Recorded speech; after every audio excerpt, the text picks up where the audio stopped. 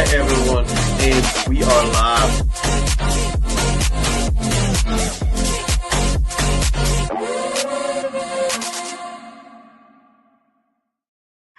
Hi everyone out there, and welcome to this episode of KC Reacts. As always, I'm Kevin Hammer, I'm Chris Barrett. and we are happy to have you here. Now, Reacts. As always, a I'm Kevin Hammer. little bit of feedback. Let me take care of that. Thank you. um, we're actually excited to do this episode. We didn't do it as close to Father's Day as we would have liked, but we did just have Pride prior to it, and we definitely feel that that deserved our focus. But of course, fathers deserve our focus as well. And let's be honest, this day and age, fatherhood is most assuredly under attack, just like anything else.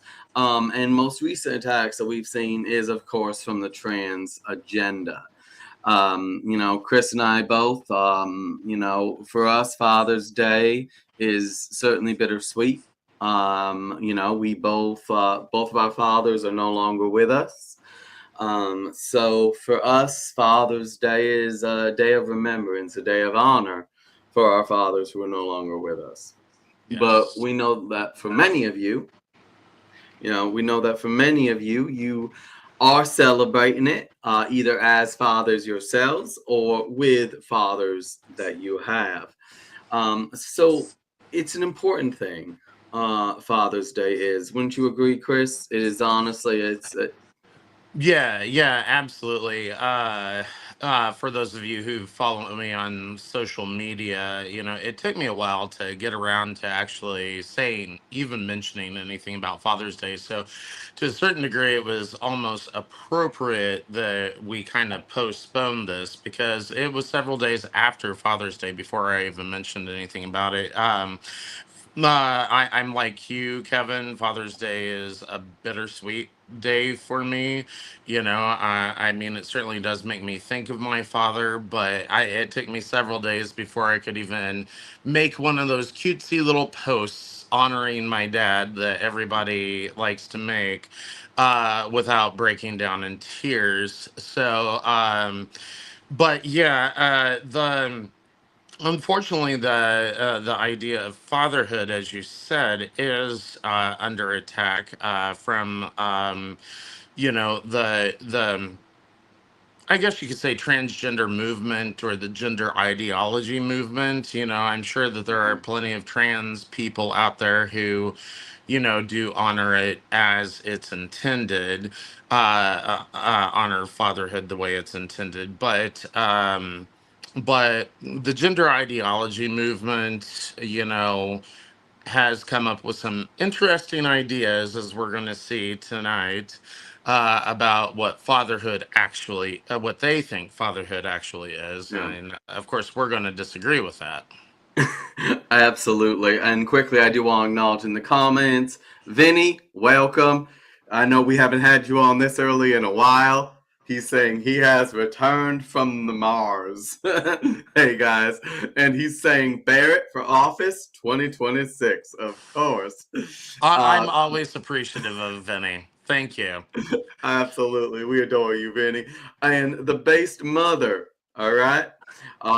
Just arrived. What demonic BS will we be learning about tonight? We we don't have as many clips as we usually do, base mother, but I think we have enough to carry us through. Because when we come down to it, this attack on fatherhood, I mean, currently we do see an attack from the trans agenda, of course, but if we're honest, fatherhood and Father's Day has been something that has been under attack for a while now. I mean, long before we were really dealing with women pretending to actually trying to pretend to be men, we did deal with women getting credit on Father's Day. Hmm. And I think that that is what we first have to start off with, since that is really the root of this at the end of the day. Um, but yeah, Vinny, New York is in trouble, but we'll go into that another time for sure. And um, and I think just as a kind of a reminder, this just kind of popped in my head. This is not an attack on women, just as much as our Mother's Day episode was not an attack on men. You know, Mhm. these are in this case what we're talking about are women pretending to be men and therefore trying to capture fatherhood. And so, you know, you said it very well on the Mother's Day episode, Kevin, where we did, you know, we didn't think that it was appropriate for men to be congratulated on Mother's Day, regardless of whether they're trans or not. That really has nothing to do with it. Mhm. Just the same as women don't deserve to be congratulated on Father's Day, you Yeah. know, because they are distinct roles. Yep. And so with that, we're gonna start with a little quick Google AI. Google AI, right? So you put it in there. All right. AI overview. It's not uncommon for mothers, especially those who are single or who have taken on a significant fatherly role, to be wished a happy Father's Day. While the holiday is traditionally for fathers, the sentiment is often extended to mothers who have nurtured and supported their children in similar ways.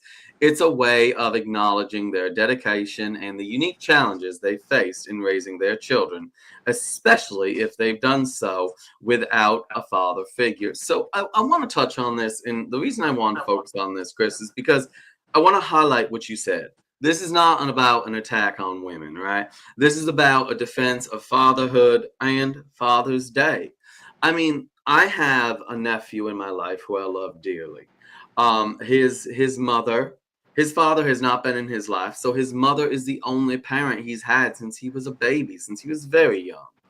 Sure. And and there were times throughout the years when he would, wish her a happy Father's Day, basically. And I understand where that came from in the heart, and I understand the sentiment there. So I'm not attacking either of those individuals, because I love them dearly and I get the sentiment. However, as it says right here, there just isn't a replacement for a father.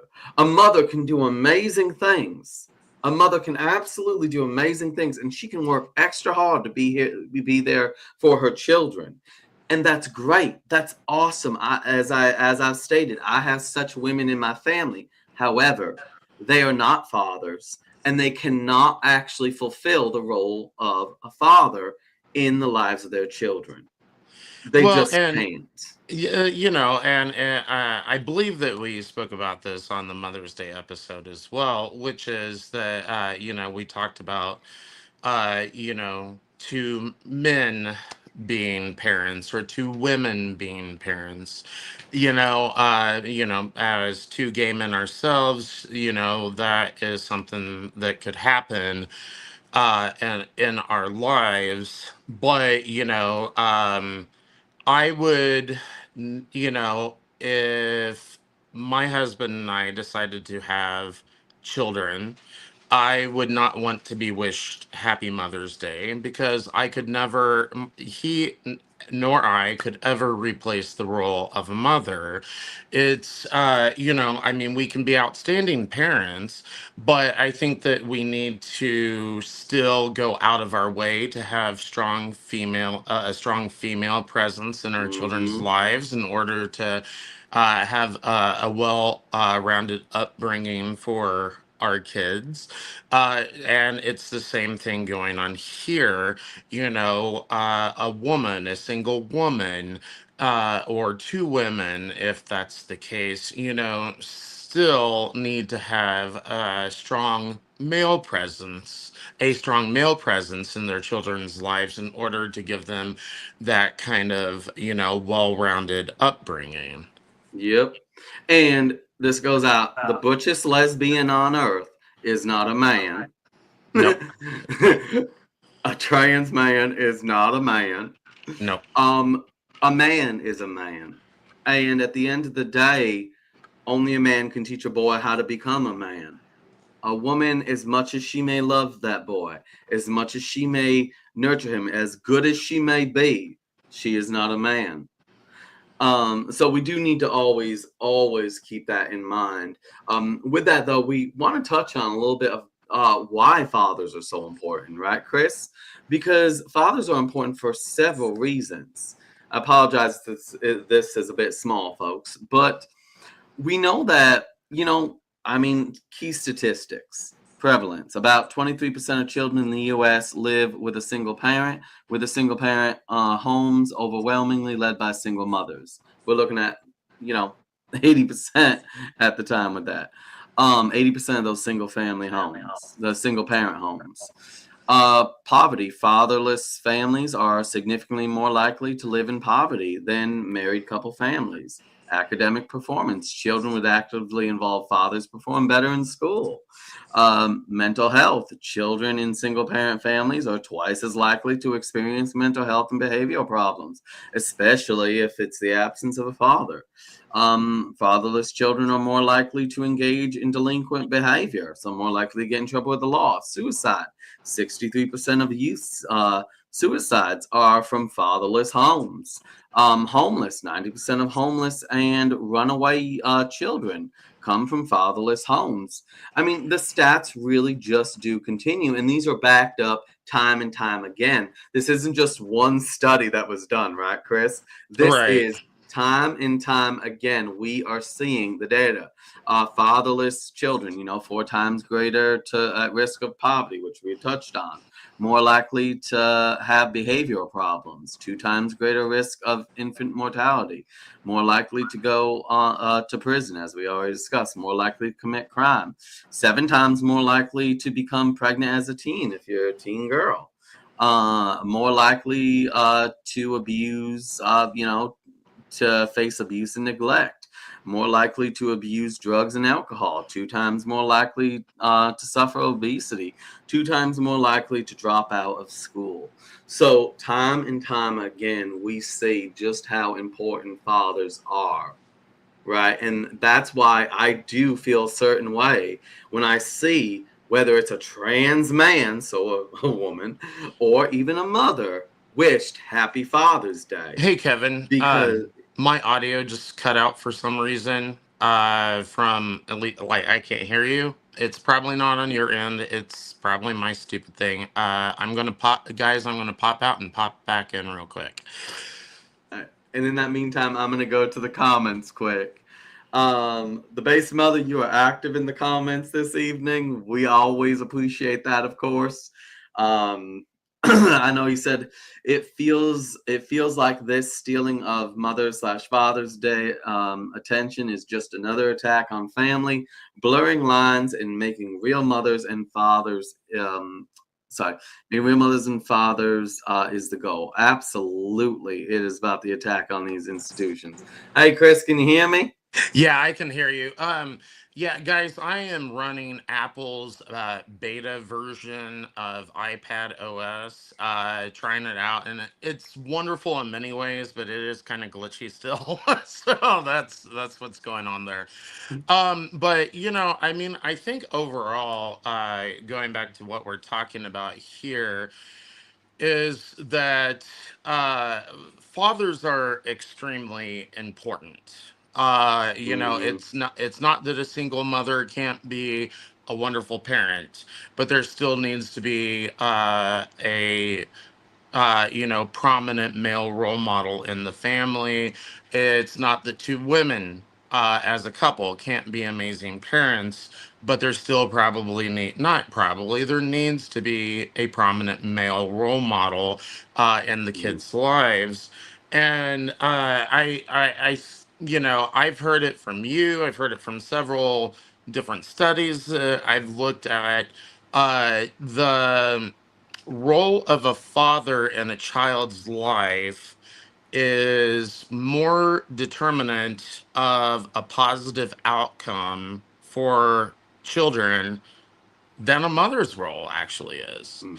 You know, And now to clarify what Chris is focusing on there is there have been studies strongly suggesting, strongly correlating that actually children, when they look even at single parent households, right? If it's a single father versus a single mother, the child does tend to do better with the single father than with the single mother. Now, there's several reasons for this. I personally think part of it is the innate authoritative figure of a father, right?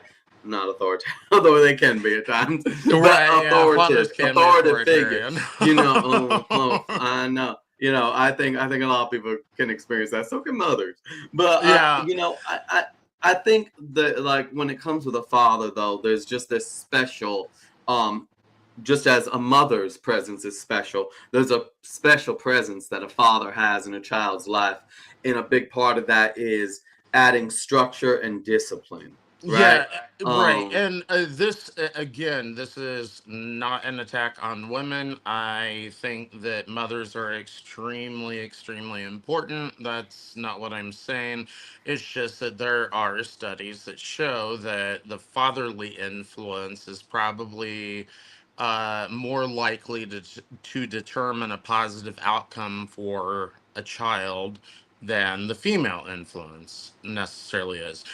But both are important. I mean, that's why I go back to what I was saying earlier, guys. Don't get me wrong. If my husband and I if my husband and I decided to have kids, then it would be absolutely important for those kids to have a female's influence, and I understand that. So don't get me wrong. This is leading up to a greater issue, especially when we mhm. start talking to the issue of trans people thinking that they can get away with being fathers. And on that note, we're about to jump into that. Like I said, we don't have many clips tonight, folks. I actually have an early morning, full disclosure. There's the primaries here in New York State, in my area. I am a poll worker, and I will be working from 5 a.m. to after 9 p.m. So we're going to push this episode a little bit, along faster than usual. But please, we're still focused on a very important issue here. So with that, we're gonna jump right into our first quote unquote trans dad. He goes by Daddy Spencer on social media. Now, listen to this video. It may come across as very benign, but Chris and I'll jump into why it's a bit more than that. Hey, Trans Dad here. Happy Father's Day to all my fellow trans men who happen to be dads, and to all the cis men who have kids who are trans.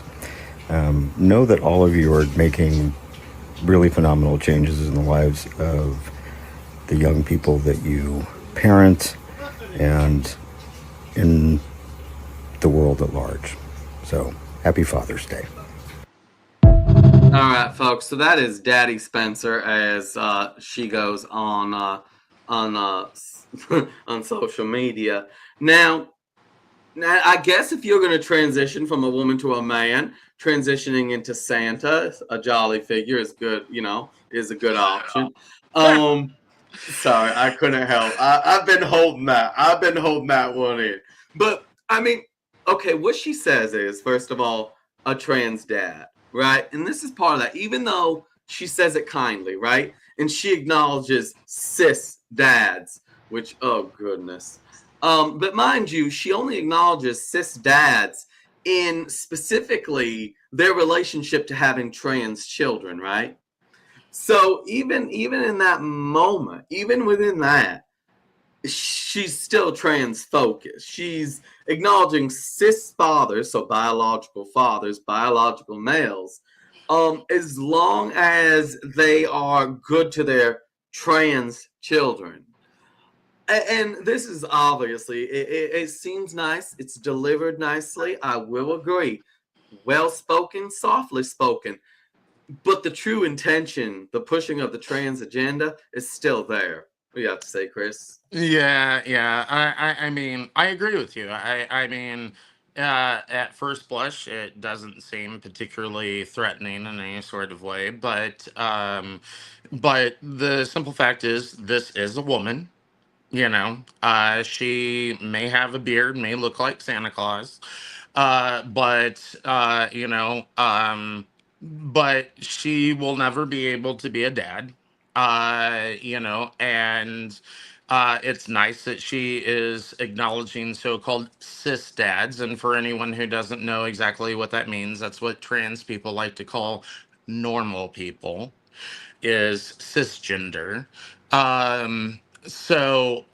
Yeah, you know, this is how this stuff starts feeding into society in a negative way. Is you come across this seemingly benign approach, and then suddenly everything goes to hell. No, it's wrapped in nice packaging and delivered by a trans Santa. Yeah. Um, that and Vinny made a comment, by the way, and I feel like we're stuck on the Santa mode for a moment. Vinny said Mrs. Claus really wanted to do Santa's job this year. However, Evidently. Vinny is jealous of the beard. Don't get me wrong, Vinny, the beard is impressive, right? But I mean, come on, we've all seen the bearded ladies before. Um, Well, yeah, because a lot of these women who pretend to be men usually look like adolescent boys. So I mean, I guess I've got to mhm, give her props for but I know. maybe she's getting some extra testosterone injections or something. Who knows? I still feel like from the jolly cheeks and all, I feel like Santa was just the inspiration. I'm Yeah. sticking to it. You're not going to take me away from it. The based mother commented, "What about the children here?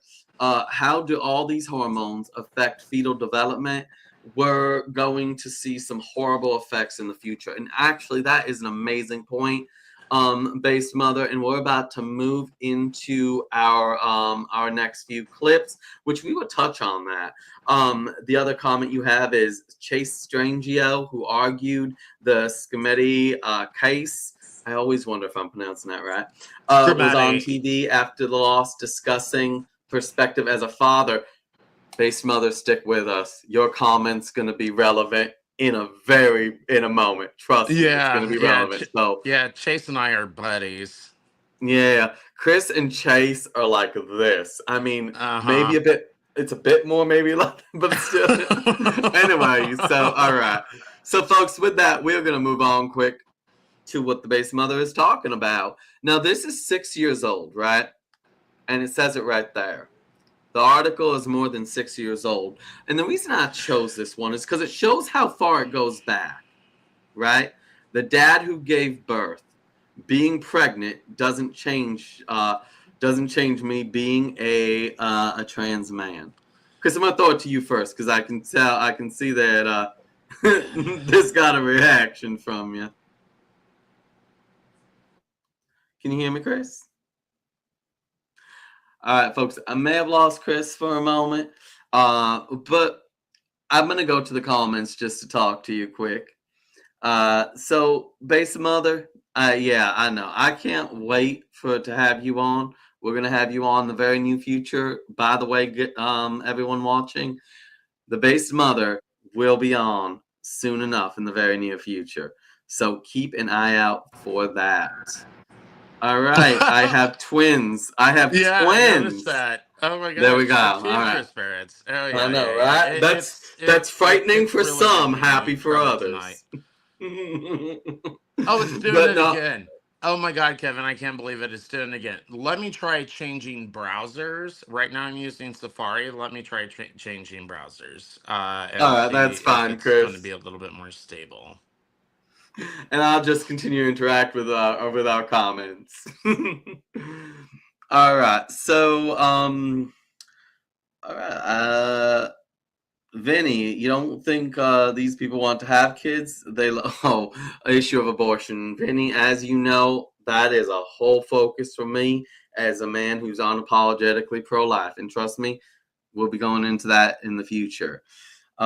Jennifer, too many of these kids never spend time in nature or more than 2 minutes contemplating life. You know, I think that's a big thing is the contemplation of life, but more so the contemplation of life beyond the individual. I think that's one of our huge issues is that we don't really do that well enough. And here we go. We have Chris back. Welcome back, Chris. Okay, Kevin, I don't know what the deal is. And we lost Chris, but we will continue. So, folks, actually, please comment with this topic, especially any questions or points that you feel relevant, because we'd love to cover them for you. And Base Mother, this is where we're getting in to the topic about how this is going to impact children. Hey, Okay. Chris. Yeah, I don't know what the deal is. So just bear with me tonight, folks, and I'll try to get this ironed out before the next Yeah. episode. Well, before we lose Chris again, let's get on to that topic. Because, Chris, I mean, right here, when we're dealing with this, right, the idea of a pregnant father, I remember when these articles first started, right? And Right. like I said, that's why I chose this one, because it's 6 years old and it shows this has actually been going on for a while. This attack on fatherhood and a pregnant man, right? Yeah. And then some of these women will then want to breastfeed. Well, as the base mother has said, what impact are we looking at in regards to what this could do to children? Well, these trans people, let's face it, are a little nutty because I mean, we have trans women, which to be clear, guys, is a man. Now trying to breastfeed children. We're seeing that as a thing. So God knows what kinds of chemicals and hormones and stuff are actually going into the baby when that happens. It's the same thing going on here.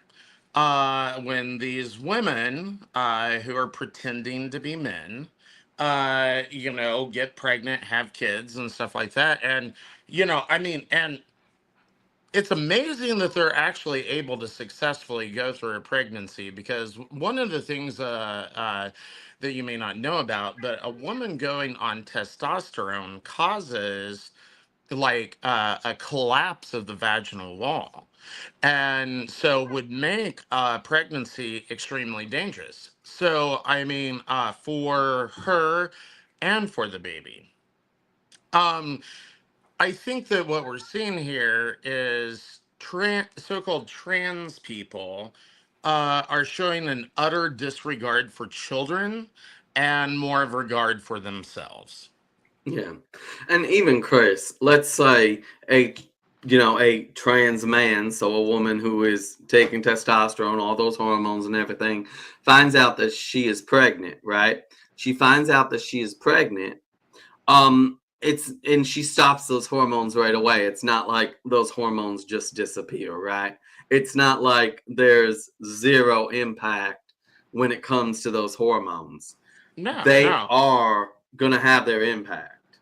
Oh yeah, I mean absolutely. The female body is not designed to carry those levels of testosterone and then on top of that be pregnant.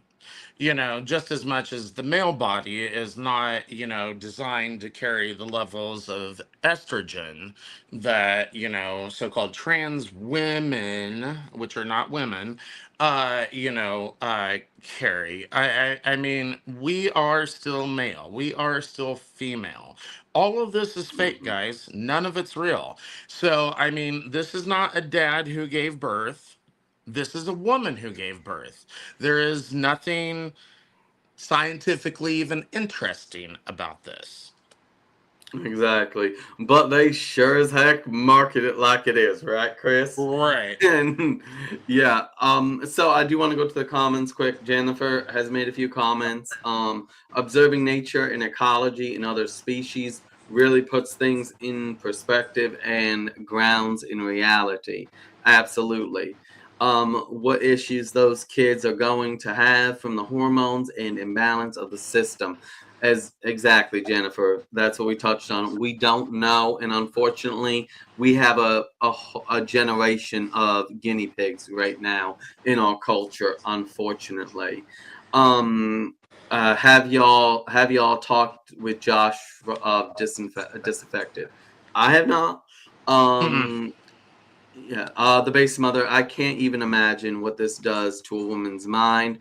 All the extra hormones, pregnancy hormones. All right, so guys, we touched on this a little bit. A while back, I actually made my own response video to a book that some of you might be familiar with, and that book is My Two Dads, right?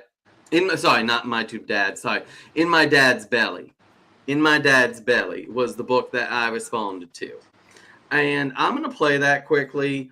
And I talked to Chris about this because I really felt like this was relevant to what we're discussing here.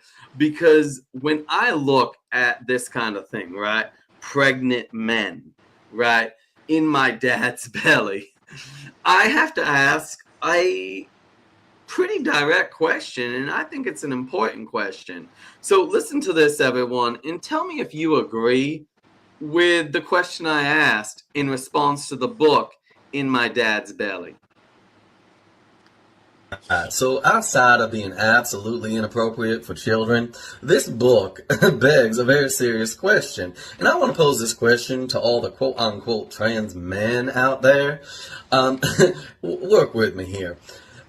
We know that males, that we are not capable of conceiving, carrying, and birthing children. We're just not capable of that. So if you are a female, if you are a woman who suffers from gender dysphoria, and which means you want to present as man, as male, even though you can never actually be one, but you want to present as one, how is it not triggering to your gender dysphoria to conceive, carry, and birth a child, right? How is it not triggering to your gender dysphoria to take part in one of the biggest acts associated with womanhood? How's that not triggering? I mean, if you are a quote-unquote trans man who is doing this, it's a bit sus, isn't it? Can you make it make sense? Anyways, that's all I got for y'all today. Peace out. Catch you next. All right, so I had to ask that question. Mm-hmm. It really does in my daddy's belly, honestly. Is that's the thing, Chris? Isn't this kind of a little bit of a trying to have your cake and eat it too? Well, I mean, I think the more I reflected, not just on your video, but this whole concept of these so-called trans men who get pregnant, I really started calling into question whether gender dysphoria was actually a real thing. I know that that's probably a little controversial to say. Um, but I'm not really sure that it is. Because we hear, oh well, I have to do this or that, otherwise, I have gender dysphoria. I have to cut off my penis, otherwise, it's triggering to me, or I have to mutilate my arm in order to make a fake penis so that, I feel like a real man. Those types of things. And I I am just kind of like, yeah, but you'll do the most female thing that there possibly is to do, and that's not triggering for you somehow. Um, when you claim to have this disorder, I mean, and what I'm saying, guys, is I'm not. Let me put it this way: I'm not saying that these people don't have mental issues. Obviously, they do. Mhm. I'm just saying that I think that gender dysphoria is almost the same as what was it from the 90s? It was a really popular diagnosis. Um, oh, basically where someone felt tired all the time. Chronic fatigue syndrome. There we go. Chronic Oh, fatigue syndrome. damn! Okay. I've had that my entire life. Yeah, so chronic fatigue syndrome. I mean, as we've seen, that has pretty much gone away. No one is diagnosed with that anymore. It was basically a set of symptoms that people did legitimately have, but science didn't know what to do with them, so Yeah. they put them under this syndrome category. And I really do think that gender dysphoria is kind of the same thing. It is the chronic fatigue syndrome of today.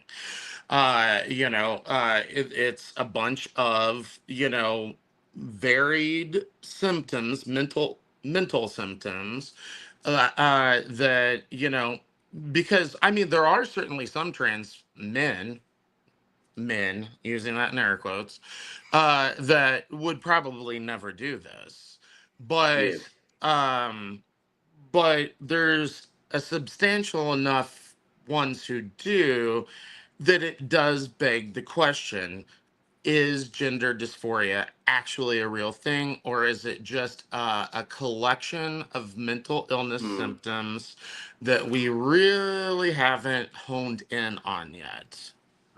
And I think it's a mixture to a degree, Chris. You and I have discussed this because, and mind you, I'm open to obviously further research and further discovery.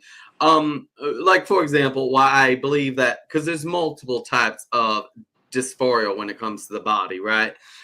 There's eating disorders, right? Anorexia, bulimia, where people really don't understand that no, they look perfectly fine, but they still see themselves as fat. Or there's those who go to the gym and overwork their bodies because in their mind they're still this puny little weak thing when they're actually muscle upon muscle, right? So I believe that there is a baseline that's genuine. However, I do believe there is a social contagion that caught on, and that is what the majority is. And I genuinely do believe that, especially because remember, Chris, there was a time when what was more common? Trans women, so gender confused men, or trans men, which is gender confused women, right? We mostly what we saw when it came to gender dysphoria, we saw men who were confused about their sex, about their gender, and felt like they were women. Now, when we started to see, more trans men, so women, this suddenly it blew up, especially among young girls, and Yeah. especially among those demographics that have autism as well. Yeah. So I really do believe that largely what we see today is a social contagion more than it is actually gender dysphoria in any authentic sense. Oh, I don't disagree, Kevin, at all. I think that that is certainly a part of it. I'm thinking that gender dysphoria has just become a catch-all phrase. Oh, Uh, absolutely. yeah, I think that's what I'm really Yeah, getting yeah. at here. It's No, kind of a yeah. it's kind of a catch-all phrase for multiple mental illnesses. Yeah.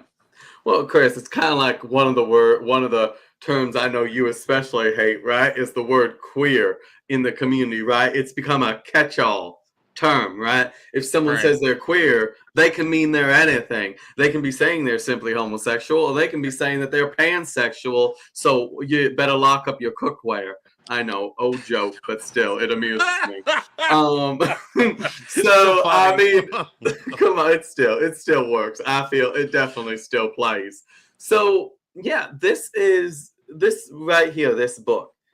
To get back to it, In My Daddy's Belly. All right. I think that this is the embodiment of what you're talking about, Chris, of not authentic gender dysphoria. Because if this was authentic gender dysphoria, why would this woman want to have a baby, want to carry a child? Well, right. And let's also not forget, guys, and this might blow some of your minds for those of you who are watching. This is in schools for kids to view. And I'm saying the In My Daddy's Belly book, it is for grade schoolers. And there are some schools that actually put this in grade school libraries. And they certainly put them in regular public libraries. Now that's a whole other issue. But but yeah, this is a book that is marketed toward kids, and there are Mhm. educators who are pushing books like this on kids. Mhm. This is something that I have spoke out against in front of various governmental bodies, um, because I don't think that these types of books are appropriate for kids. I think it's beyond a kid's ability to comprehend what's even going on here, even though they package it and make it seem very sweet and innocent and that sort of thing. But it's not sweet and innocent, it's devious, it's evil. Oh, absolutely. And Chris, you actually brought something into my memory from when I was younger. I remember when my older sister got pregnant. I was 4 years old. And I remember touching her belly and all that stuff, and I thought it was so cool. And I specifically remember saying to my mother, I can't wait until I can have a baby. And mind you, my mother understood that I was confused by what, you know, my mother explained to me, and I remember this. My mother explained to me that as a boy, while I could have a child in a way, I could never carry a child, right? My Right. mother explained to me that boys don't carry babies. And I remember being very disappointed in this news. But mind you, what is a small child supposed to take from this? In Well, my daddy's belly. yeah, well, I I mean, mean, let's think about how can, I mean, I mean, a lot of, I've heard people talk about like younger gay people, before they would actually know that they're gay, but, everybody else around them kind of knows that they're probably going to grow up to be gay. They call them proto gays. And, I kind of don't know what I think about that term, but let's face it, for those children, who probably are just going to grow up to be normal gay people and that sort of stuff, this is going to be even more extremely confusing for them, mhm, because I would imagine, Kevin, that the average straight boy would have not had the reaction that you had, you know yeah, um uh because but as gay people, we're a little, I don't know, kind of not sure how we fit in the world, that sort of thing, and we try to figure that out, and the vast majority of us do figure it out. But this stuff is not only harmful to all children, it's like gotta be super, super confusing for those young kids who will probably just turn out to be homosexual. yeah. And we figure it out in adulthood if we don't have this kind of crap messing with us when we're children. And that's I look back at the little boy I was. And I really do, and I know you do as well, Chris. We've talked about this before. I thank God every day that I wasn't that small little 4-year-old boy here in 2025. Because I probably, if I had the certain parent or the certain teacher, I would be having my hair grown out and be prepared for puberty blockers even right now, and it terrifies me. And look at me. I mean, come on. I look like Well, I look like after the stream I'm about to go hunt something. well, So there is a wonderful organization out there, the LGBT Coalition, and one of the signs that they carry at their protests is "Stop Transing Gay Kids." And I like that because, they are, trying to protect people like you and me when we were younger. Because you're right. If we had the right kind of parents, or really the the wrong, wrong, yeah, the the wrong wrong kind kind of of parents, parents. if we had the wrong kind of parents, or the wrong kind of teacher, or a counselor, or a therapist, or something like that, they today, the average proto-gay, as they're referred to sometimes, uh, they're getting transed. That's what's happening. Hmm. And I wanna jump on that, but first, before I go to that, I wanna reference the base mother because she made a comment about this specific book right here in My Daddy's Belly. This book is listed on Amazon as being for ages 5+. Yeah, That's I've insane. yeah, I've come across it in grade school, elementary school, libraries here in Missouri. Yeah, and I want to touch on also, you know, because there's the phrasing used, right? Like trans kids that the Nutters use, and then use the phrasing gay kids. To me, I just want kids to be allowed to be kids, and I know Chris, you agree with that Oh because yeah. I think about my parents because a lot of people, they've asked me.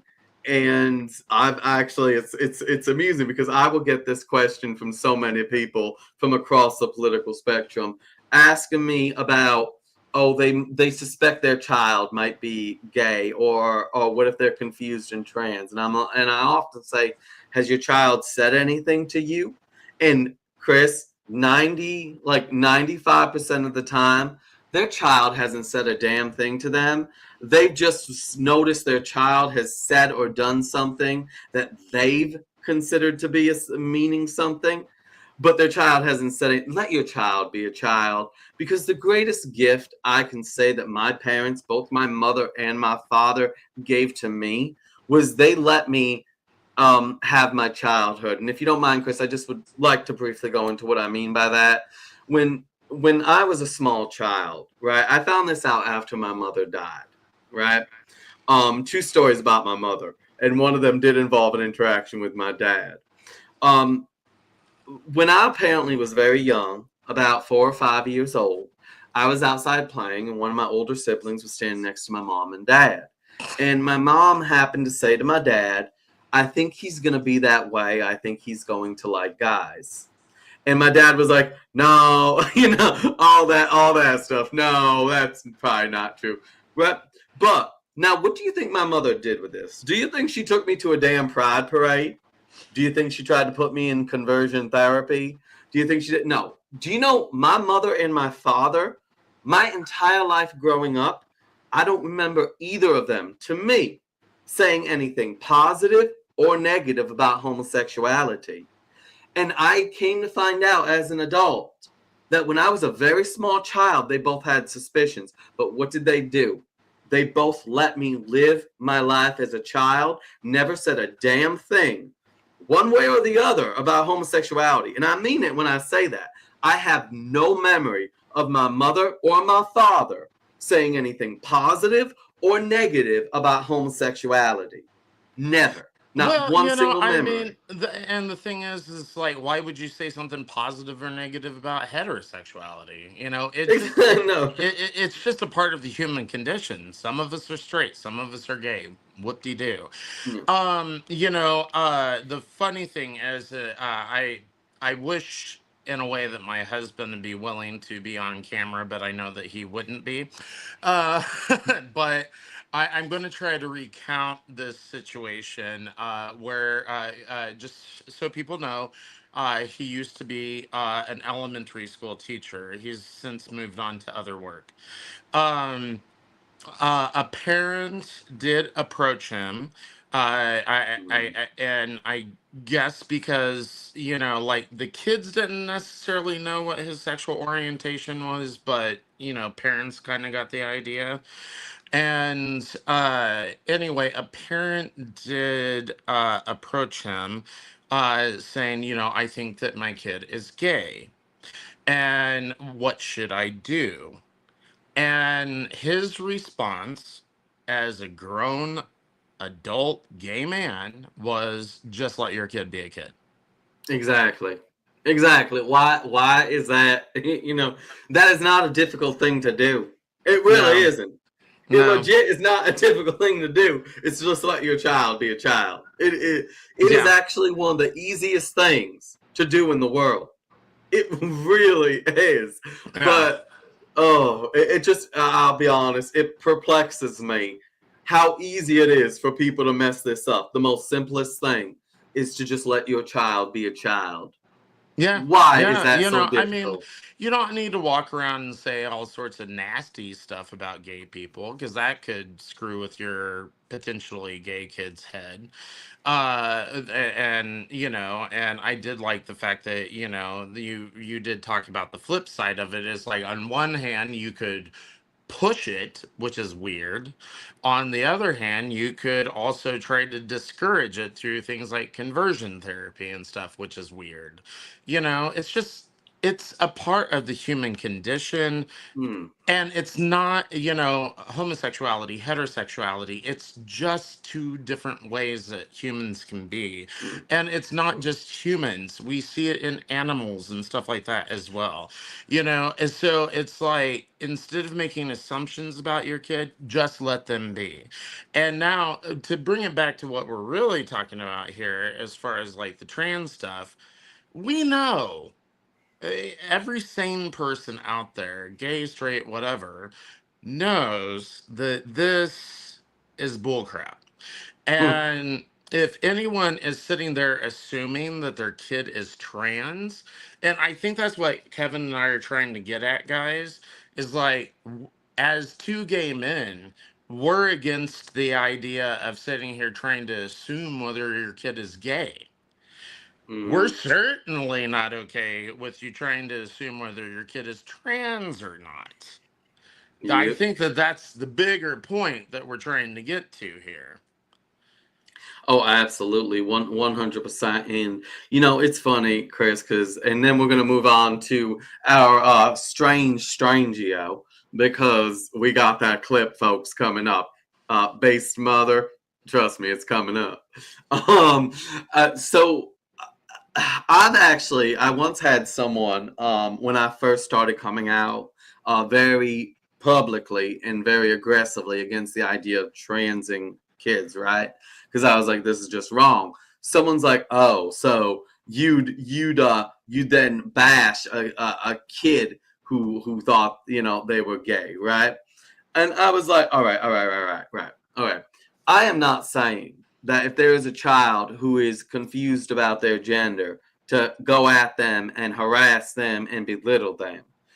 Um, but just as for, and I said, put it this way, and I tried to make this comparison to them. I was like, if a child in my life came to me and said they were confused about, they weren't sure if they liked boys or girls, right?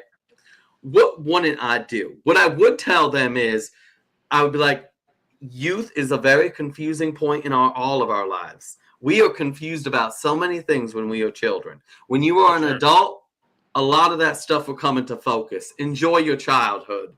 That stuff will come into focus as you get older, right? That would be my response, right?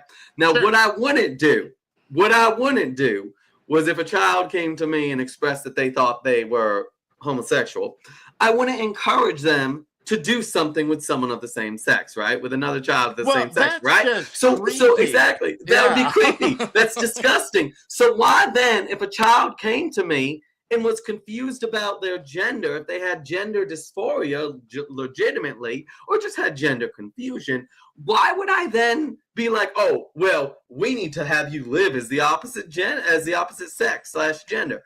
Why And would I do that's that? right. And that's even more Right? extremely creepy. Well, actually, I don't know that it's more creepy. They're both creepy. You wouldn't sit there and be like, oh, well, I think I think you're a little queer. You need to go.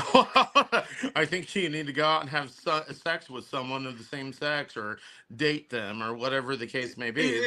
That's weird. And Oh. just the same as, you wouldn't be like, oh, well, gosh, I think you might be confused about your gender. Let's go ahead and put a skirt on you, little Tommy. And let's plan for those puberty blockers. Let's get you Yeah. sterilized. And and it's just absolute insanity. Mind you, that person, when I expressed that, they blocked me on social media. I do remember that interaction very well. It's become very commonplace, but I stand by it, folks. Just let your kids be kids. If they Yes. express confusion, if they genuinely express confusion to you, all you got to say to them is there are many things in our youth that we will be confused about, Sure. but we have a lifetime ahead of us to figure those things out when we become adults. Yep. Now, let's go to the playground and play. Let's go over to, Sally's and play. Let's go over to Tommy's and play, right? Right. That's all you have to say to your child is that you have a lifetime ahead of you to figure things out, right? You Yeah. don't even need to go into any detail at all, nor should you. Just say confusion is part of life. As we get older, we figure things out. It's honestly that simple. But speaking of things that aren't simple, and we're going to be bringing in the recent Supreme Court ruling into this because we will be going over it in the near future. But we have with us right now our Chase Strangio, right? And Chase Strangio, and okay, Chris, I need to stop for a moment just because I love the appropriate names. I do Mm-hmm. love appropriate names, right? I'm sorry. When I first heard about Pete Buttigieg, for example, right, I was like, of course, the first remotely serious gay candidate for president had the first name Peter and butt in his last name. I was like, I could not have scripted this better myself. And now we have a quote unquote trans man with the last name Strangio. Thanks, Kevin. You just derailed my campaign. But okay, go ahead. Well, Barrett, come on. No. So I just love the irony. I have a deep appreciation for irony in my life, folks. In the world. So with that, let's get into the strange case that is Strangio saying that she is a Oh, and father. mind you guys, before we play this, just for a little bit of context, this is the woman, and it is a woman, who argued before the Supreme Court that child sex changes should be legal. Yeah. Right? So here we go. Here we go with that Strangio. This is a pretty intense day. It is an intense day, and it's intense to watch my clients talk about their experience as parents. And you and I are both fathers, and I think we, as many other parents, have had the experience of sitting in our doctor's office with our child and our doctor and making decisions together about what our children need.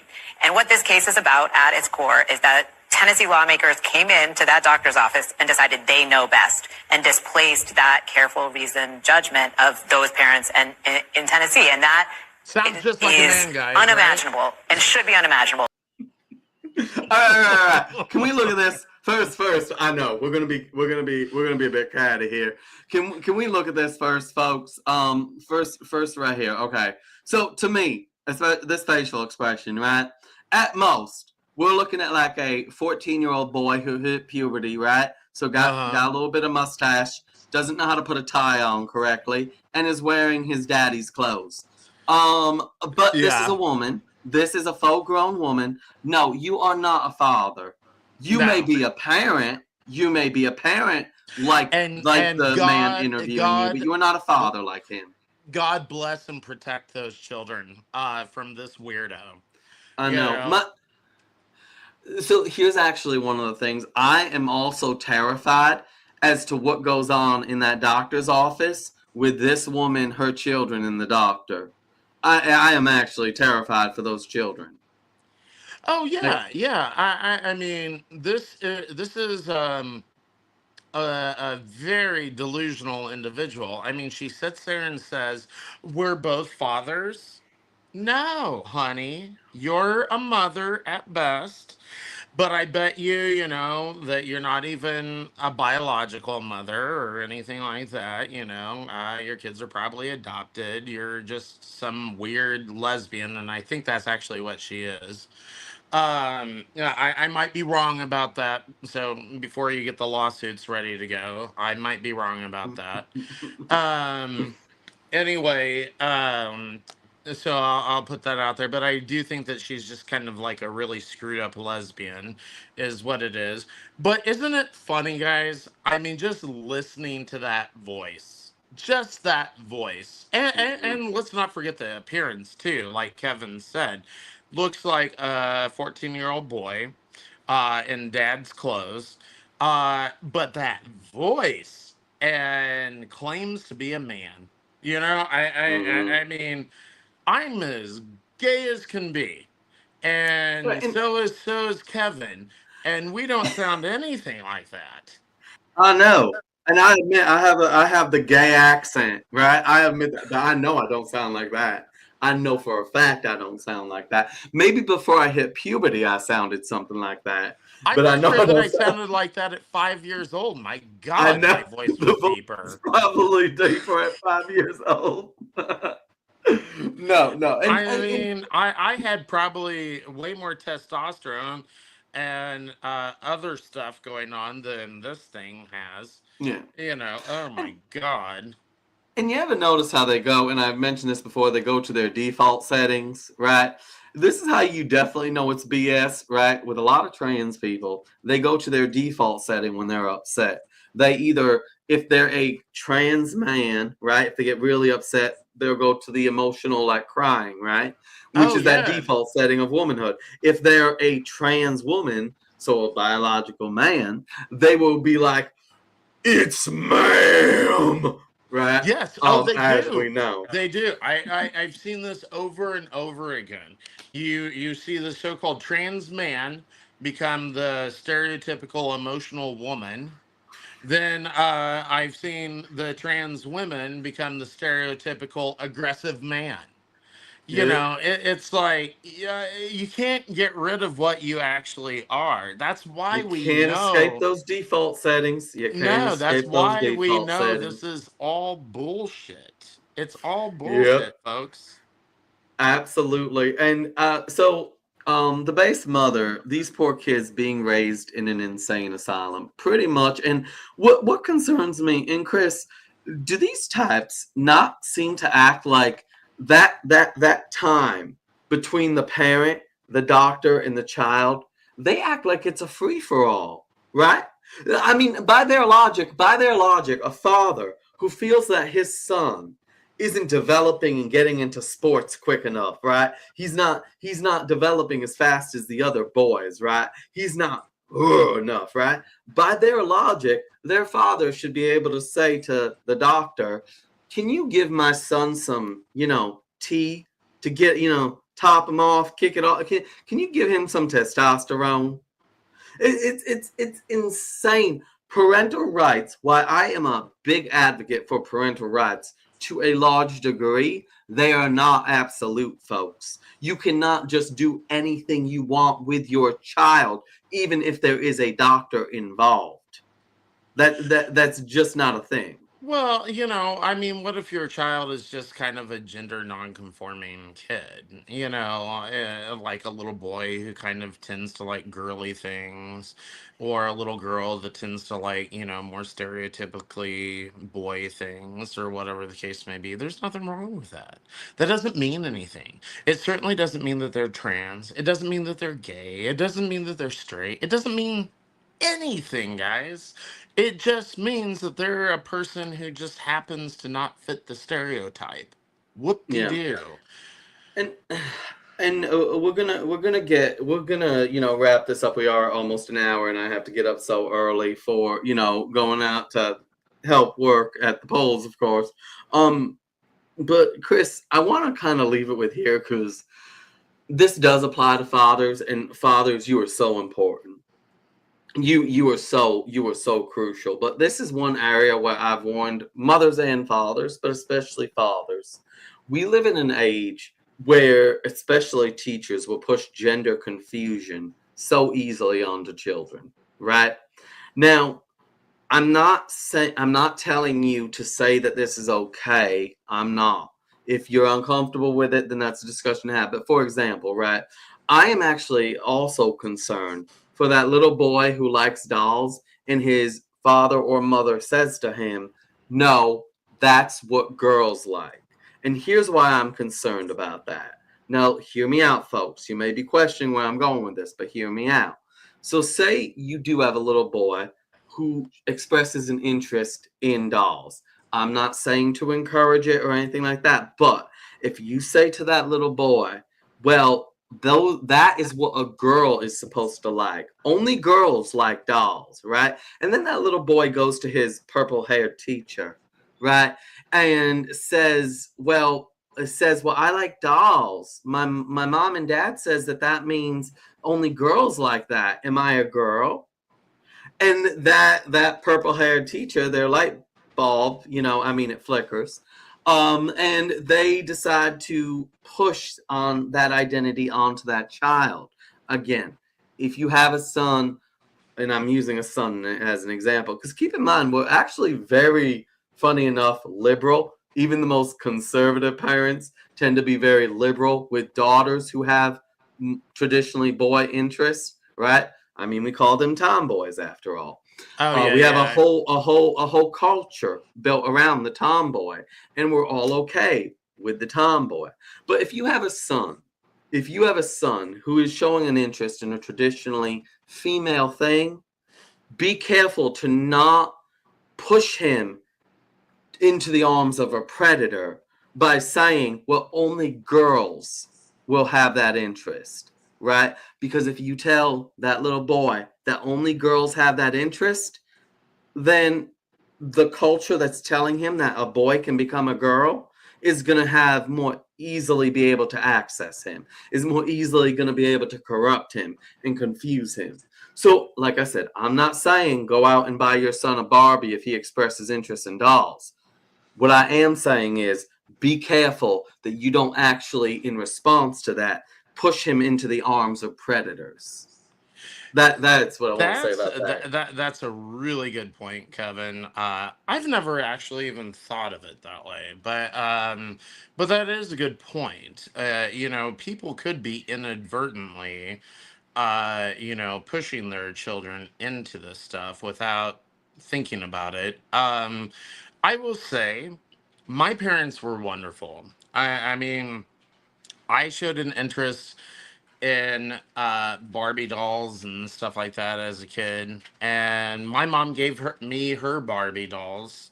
Because I expressed that interest from when she had Barbie dolls saved from when she was a girl, and she gave them to me, and I loved playing with them because I'd dress them up in different clothes and all that type of stuff. I was, a little fashion designer, and but it was because I expressed an interest in it first. She didn't push it Mm, on me. It was just something that I mm, liked. It was something that I liked to do. And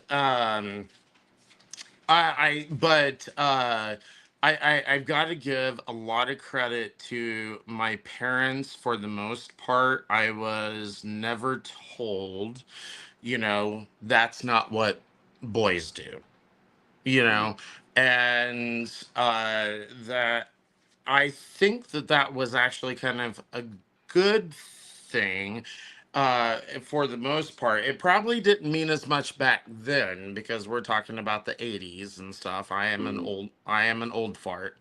But but nowadays I think it's even more important because your kid, if you do say like, oh well, that's not for boys or something like that, your kid's going to have access to the creepy purple haired teacher like you're talking about. But even if they don't have that, they're going to have access to social media, other friends and stuff like that who may be indoctrinated into this trans stuff by their own mhm, parents. There's so many outlets to this, so it's like I mean, I think it goes back to what we were just saying beforehand. Let your kids be kids. Just let them be kids. If your boy likes Barbie dolls, let him like Barbie dolls. Who gives a crap? It's no big deal. And Because as soon as you start making a big deal out of it, then that kid's going to think, oh, there's something going on here, and it's like, no, just let them be kids. Let them be Mm. kids. It's just, excuse my language, folks. It's just a fucking doll. It is interesting because my parents did do action figures, right? Like G.I. Joe, which I still find interesting because an action figure is still a doll. I'm sorry. I acknowledge that there's a big cultural distinction there, but an action figure at the end of the day is still a doll. Some of those G.I. Joe dolls, the only difference between them and Ken is they don't look metrosexual and they have a military uniform and weapons. I'm gonna be blunt, right? Well, I mean, Um, I'm sorry. I think we both can agree as two gay men, G.I. Joe was much more handsome than Ken. It is, but on a serious note, folks, like I said, I'm not saying that, okay, well, say, here, let me get you every Barbie, let me get you the whole Barbie collection. No, what I am Yeah. saying is be careful when it comes to your response so you don't push your child into those arms of a predator. And I want to go to the comments quick because the base mother, she commented homeschool, which, heck, people, if you can do it, okay. My only concern with homeschooling has always been socialization. So as long as your child is well socialized with a world outside of the house, right? Then okay. And there's a lot of learning pods going on. In my area, there's actually homeschoolers who every week they switch which house they do homeschooling at and stuff, right? And they have meetups and they do all kinds of stuff with other homeschooling families. That I support. I think that's amazing. And the base mother also Can I said, jump in real yeah, quick, Kevin? Because yeah, I do want to address what the base mother said there about homeschooling. Personally, if it were up to me, like if I had kids, I would do homeschooling. yeah. Because I think that I'm going to do a much better job of raising my kids, educating my kids than the average Mm-hmm. public school teacher is going to be able to do. And I'm going to keep them safe from freaks like Chase Strangio over here that we still see on the screen. Um, so, yeah, I agree with you, the based mother. Homeschool your kids if possible. The only thing is, as someone who will be potentially a legislator, I do have to take into consideration that not everyone can do that. Yeah, our economy is not really directed towards at least one parent staying home and being able to do that. It's geared towards two people having to go out to work. So I do want to make our public schools a better place for kids. I think our private schools are pretty decent, but even some of them are pretty darn woke. And we need to keep that Mm-hmm. in mind too. So Oh yeah. private schools are not necessarily the answer Even either. the religious And ones. so Even the religious I ones. I really, really do think that we need to, do a good job of keeping our public schools a safe place for kids. And I think my audio just cut out again, so I'm gonna hop back on real quick. I'll be right back, Kevin. No problem. We're gonna be wrapping up soon, folks. I do want to thank all of you who have stuck with us because you have just been amazing. Especially your comments have been greatly appreciated. The base mother, we look forward to having you on again in the near future, of course. We're gonna talk about that in a moment before we cut out because we are past that time, and I do need to get some sleep. I'm not gonna lie. Like I said, we have elections coming up in the morning, so it's gonna be a busy day for me. Um, and yeah, we're big on that here. One second. All right, there you are, Chris. There I am, and there's two of me. No, let me get rid of that. Let me get rid of that damn clone.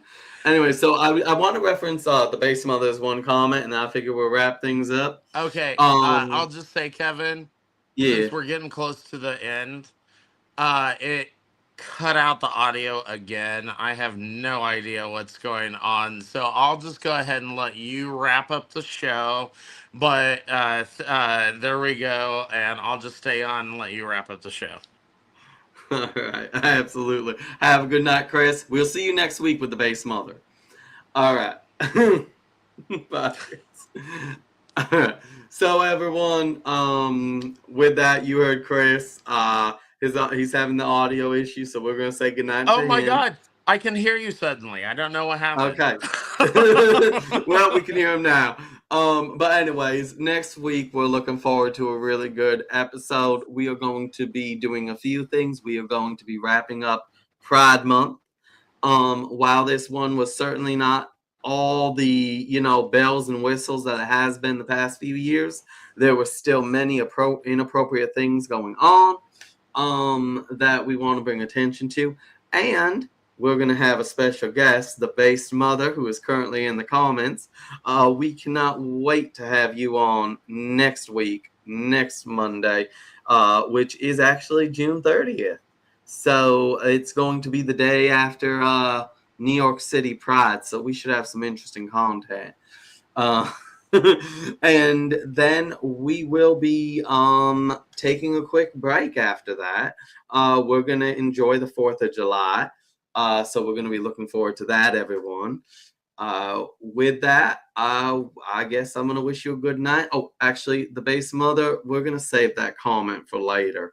Because I will admit, your comment about not being allowed to play sports or be a carpenter has some entertainment to it, and I think it's actually a pretty good conversation piece. But with that, wish you all a great evening, and as belated as it is, happy Father's Day, everyone. And Yeah, yeah, absolutely. Happy Father's Day. I mean, happy Father's Day to the real fathers out there. exactly.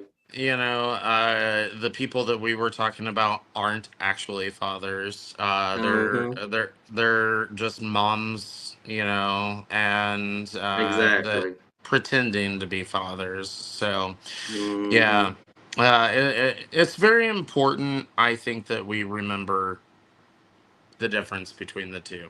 So Exactly. yeah, And to those fathers, to you fathers out there who are hearing this, God bless you, because you may not understand it at this time, you may not see it, but you being involved in your child's life is making all the difference in the world. All right. So don't be discouraged. If you are a father who is positively involved in your child's life, you are doing an amazing thing. All right. God bless you. And yeah. happy Father's Day. Take care, Well, everyone, and thanks to everyone in the comments. Have a good night. all right. Have a blessed evening, and we'll catch you next Monday. Peace out.